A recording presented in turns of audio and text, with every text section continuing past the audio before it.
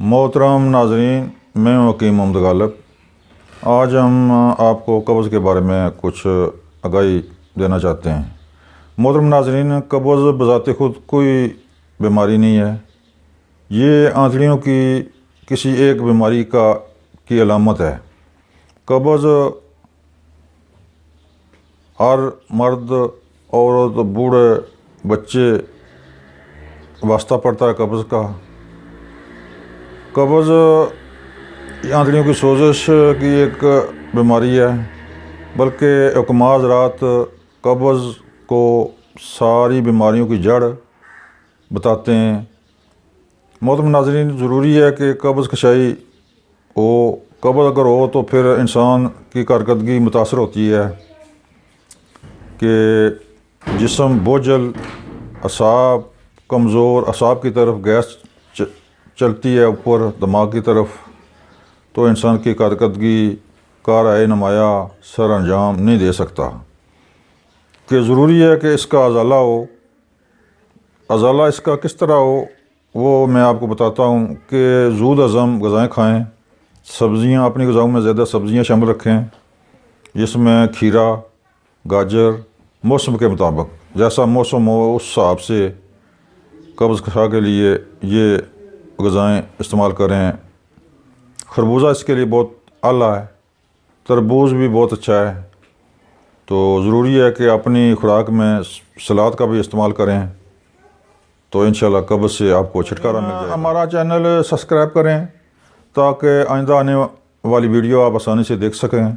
इंशाल्लाह वीडियो का सिलसिला हमने शुरू किया हुआ है, जो आसान से आसान नुस्खे आपकी खिदमत में पेश कर रहा हूँ, जो आप ख़ुद बनाएं तो इस्तेमाल करें तो फ़ायदा हासिल करें। मोहतरम नाज़रीन, जो कब्ज़ के बारे में एक नुस्खा मैं आपको बताने जा रहा हूँ, इंतहाई आसान, सहल असल है। आप ख़ुद बना सकते हैं, बनाकर इस्तेमाल करें, इंशाअल्लाह यकीनी फ़ायदा होगा। मोहतरम नाज़रीन, उसमें सिर्फ दो चीज़ें हैं।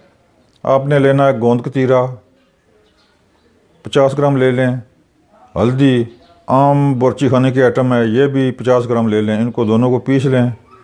पीस कर अगर गोलियां बना सकते हैं तो गोलियां बना लें, गोलियां चने के बराबर। अगर गोलियां नहीं बनाना चाहते तो फिर इसको इस सफूफी की शक्ल में रहने दें। तो चम्मच का चौथा हिस्सा सुबह शाम खाने के बाद पानी के साथ इस्तेमाल करें, इंशाअल्लाह बहुत अच्छा नुस्खा है। मोहतरम नाज़रीन, आइए आपको नुस्खा भी बताते हैं, प्रैक्टिकल कराते हैं। तो आइए दिखाते हैं हम नुस्खा भी। मोहतरम नाज़रीन, ये कब्ज़ वाले नुस्खे की तफसील। आपने लेनी है 50 ग्राम हल्दी, 50 ग्राम। इसको पहले मोटा मोटा कूटें, फिर इसको बारीक करें। और ये है गोंद कतीरा, इसको भी बाद में ना अलग पीस लें।